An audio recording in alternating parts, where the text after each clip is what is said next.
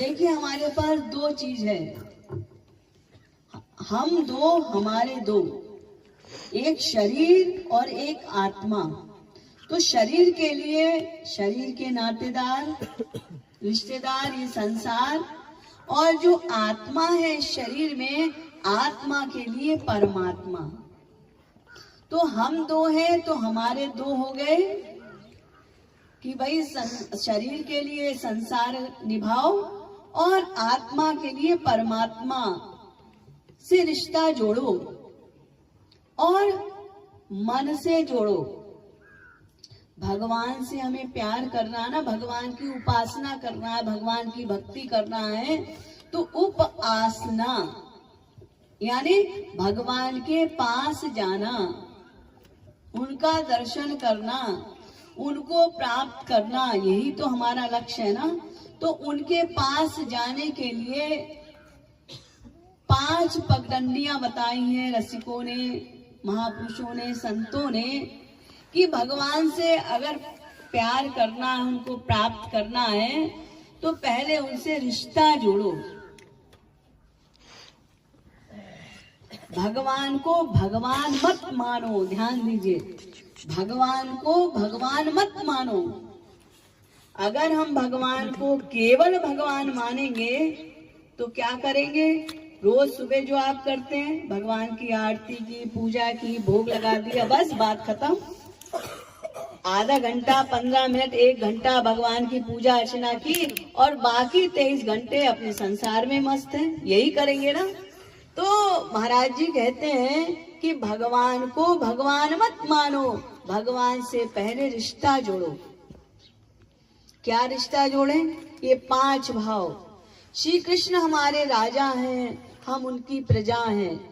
ये बहुत दूरी का नाता है, इसलिए भक्त इसमें कोई रस नहीं है, आनंद नहीं है, तो इसलिए भक्तों ने इसको भी बाहर निकाल दिया। अब 4 भाव बचे। श्री कृष्ण हमारे स्वामी हैं, हम उनके दास हैं। इससे ऊंचा श्री कृष्ण हमारे सखा हैं, दोस्त हैं, लंगोटिया यार हैं, ये सख्य भाव। इससे ऊंचा वात्सल्य भाव, श्री कृष्ण हमारे पुत्र हैं, हम उनकी माता अथवा पिता हैं। और सबसे ऊंचा भाव माधुर्य भाव, श्री कृष्ण हमारे प्रियतम है, हम उनकी प्रेयसी हैं। ये 4 भाव बताए हैं भगवान से प्यार करने के लिए। तो जब आप भगवान से रिश्ता जोड़ोगे तो उनसे मिलने की व्याकुलता पैदा होगी, उनकी याद आएगी, और जब याद आएगी तो क्या होगा? रोना आएगा। संसार में जब आप किसी को याद करते हो, अपने मम्मी को, अपने पापा को, अपने बहन को, अपने भाई को, अपने बच्चों को, अपने पति को, अपनी बीवी को, आपके पास नहीं है, चलो बाहर जॉब करता है, विदेश रहता है, आपको याद आती है ना, तो आंसू भी निकलते हैं। तो क्या कभी भगवान के लिए आंसू आए? भगवान की याद आई कि अभी तक हमें भगवान का दर्शन नहीं हुआ? भगवान के दर्शन कब होंगे? नहीं आए। तो इसका मतलब अभी भगवान से हमने प्यार नहीं किया।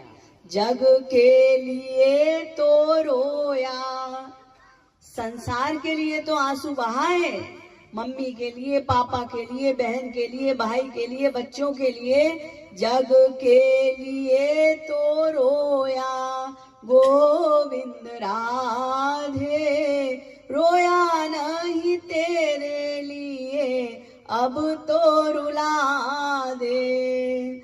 भगवान के लिए एक आंसू इन आंखों से नहीं निकला। क्यों? क्योंकि अभी हमने भगवान को अपना नहीं माना, भगवान से रिश्ता नहीं जोड़ा। अगर हम भगवान से रिश्ता जोड़ते तो उनकी याद आती, उनसे मिलने की व्याकुलता होती, तो इन आंखों से आंसू निकलते।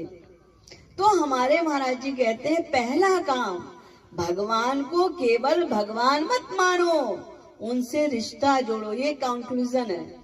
और फिर जब आप उनसे रिश्ता जोड़ोगे तो उनकी याद आएगी, उनसे मिलने की व्याकुलता होगी, और जब व्याकुलता होगी तो आंख से आंसू निकलेंगे।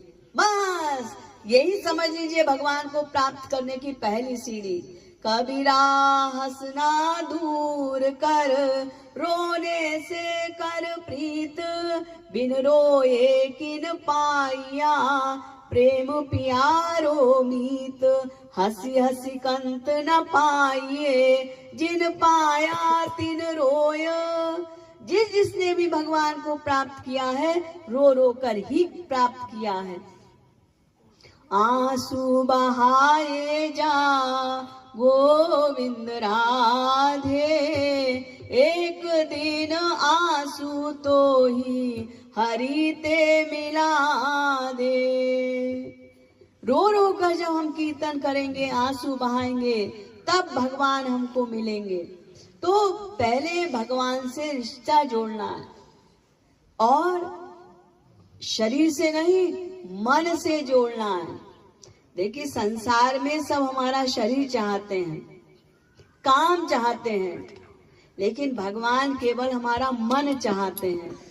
शरीर से आप सबका काम कर दीजिए, सब खुश हैं, पति भी खुश है, पत्नी भी खुश है, बच्चे भी खुश हैं, सास ससुर भी खुश है। वो मन का प्यार कोई नहीं चाहता, और भगवान केवल हमारा मन चाहते हैं। तो मन से नाता जोड़ना है उनसे, और संसार में अपना सारी जिम्मेदारी कीजिए, गृहस्थ का पालन कीजिए, सारा काम कीजिए गृहस्थ का, और मन से हरि गुरु का चिंतन करना। इसी को कर्म योग कहते हैं, जो श्री कृष्ण ने गीता में बताया है।